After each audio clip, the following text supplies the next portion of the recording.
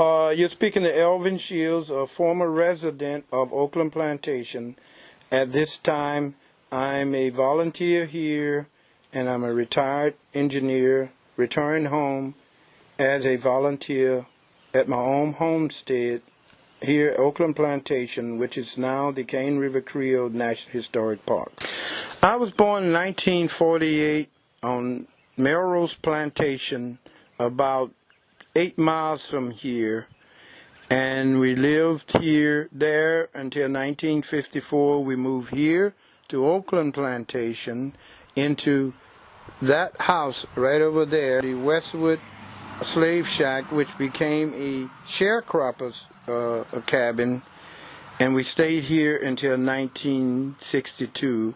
We were sharecroppers, and kids from 5 years old and older went to the fields at 6:30 in the morning, and we picked the cotton, whatever had to be done on a plantation, and we went to school when the crops came in. Okay, that's when we got to go to school. Around mid-December, we were able to go to school. Now, the sharecropping scene, the way it worked was that in the contract, your family had made in a contract with the plantation owner to harvest so many acres of cotton. In the contract, you got this 550 square foot cabin. You got a half an acre of land in which you can grow a garden. You can grow a couple of pigs and some chickens to help sustain yourself. And there were pecans to be harvested here. You got half the pecans that you harvest, and if you grew any corn, you got half the corn that you harvest. Now the sharecropping thing worked. The main thing was the cotton. It was that if you had your own mule team and wagons, you actually got half the crop. If you didn't, you had to rent those. So you wound up with a third of the crop. And if you didn't use the land they gave you to raise a garden, to raise the pigs, or raise some chickens, you had to use the company store, which was the plantation store. And you had a credit account there. So on the end of the year, when the crops were harvested, you got your half of the corn, you got your half of the pecans, which was, you made more money with pecans than you ever made with cotton. But cotton was the plantation owner's money crop. Okay?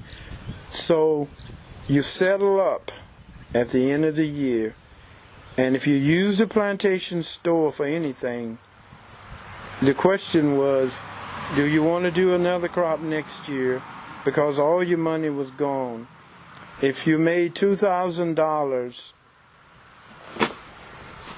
you probably came out with $300 at the end of the year if you wasn't managing your resources and growing your own food, canning your own food, fishing and hunting for your food source. And basically, you would get a few clothes at the end of the year for the kids to go to school in, and you start all over again the next year.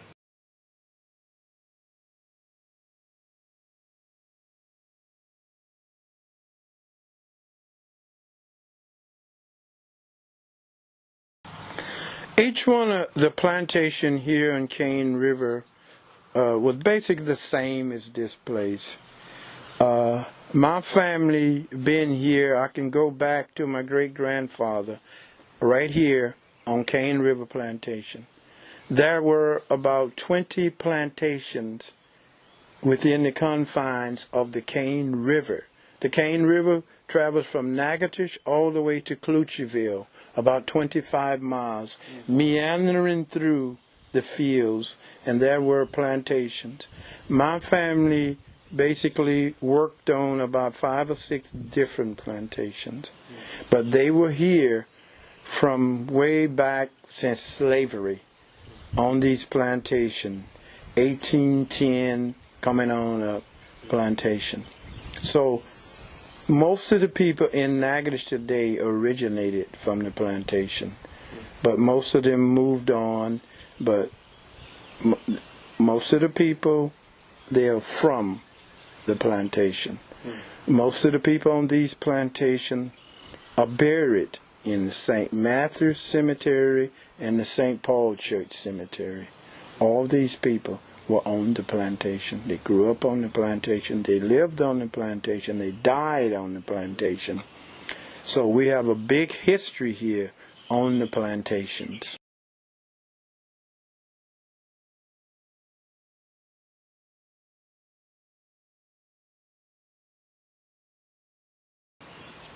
Today, we would leave the fields at 12 o'clock.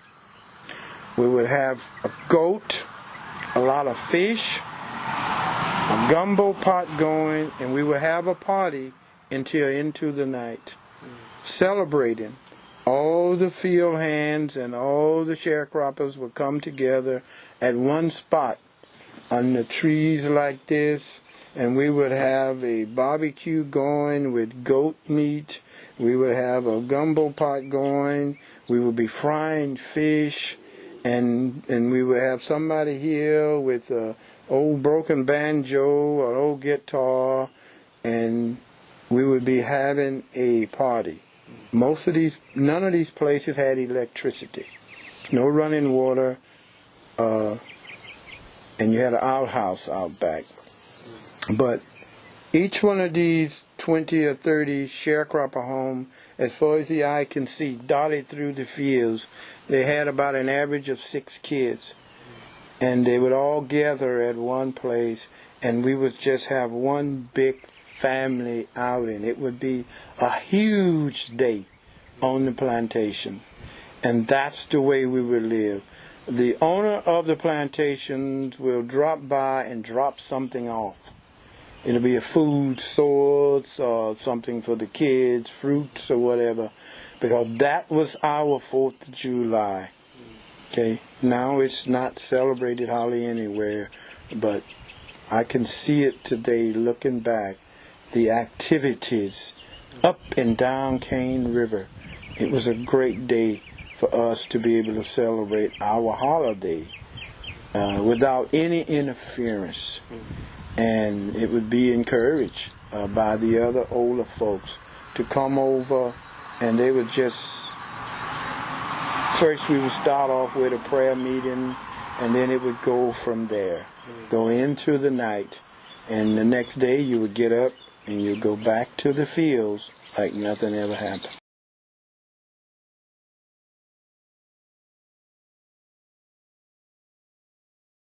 You went to the fields at about 5 years old to help pick the cotton. The parents would give you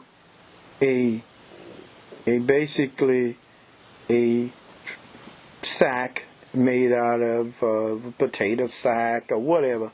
They would tie a string on it, a burlap bag or whatever they had, and they put it around your neck, and you would get ahead of the parents, and you would be picking cotton. You fill it up. When you fill it up, you bring it back, and you would pour it into the parent sack, and you would be there all day long, starting at about 5 years old, and you would work the fields until the parents come home. At noon, we would come home, and then you would have your lunch.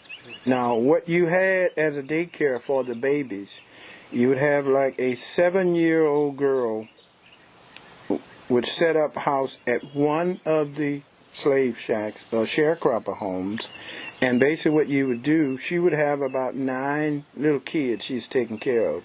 That means arm babies all the way up to about 3 years old. She was in charge. She would also tend the pots of the workers, and it was usually a big pot of beans, and she would keep that going, and she would cook them one after the other and set them aside. And the people would come home from the fields at lunch, and they would pick up their pot, and they would go to their families, and they would eat their lunch.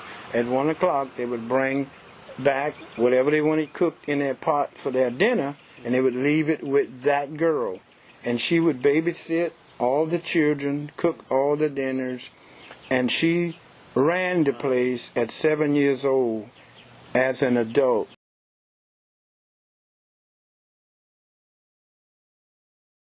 So the children didn't go to school. Only kids went to school, the kids from about 6, 7, 8, they started school early. But the kids older than that didn't get in school until December, until the crops came in, and then they come in. Now, here is a story that most people doesn't know or even realize, that we was in all segregated schools, and the teachers were all black.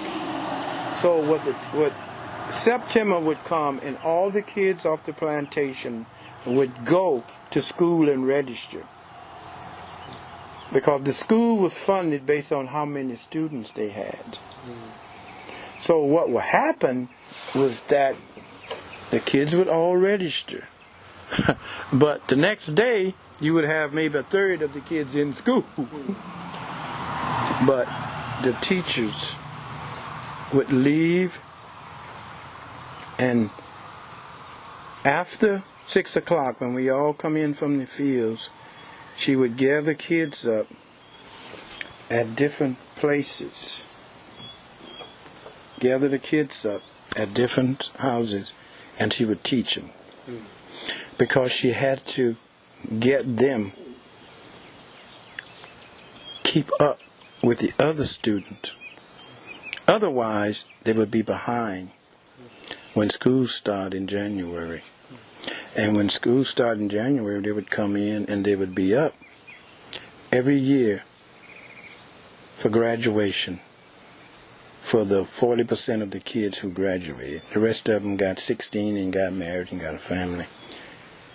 They would basically, the valedictorian and the salutatorian was a plantation kid, because the parents and kids was in class at home at the same time, and the kids didn't play around. They learned what they had to learn.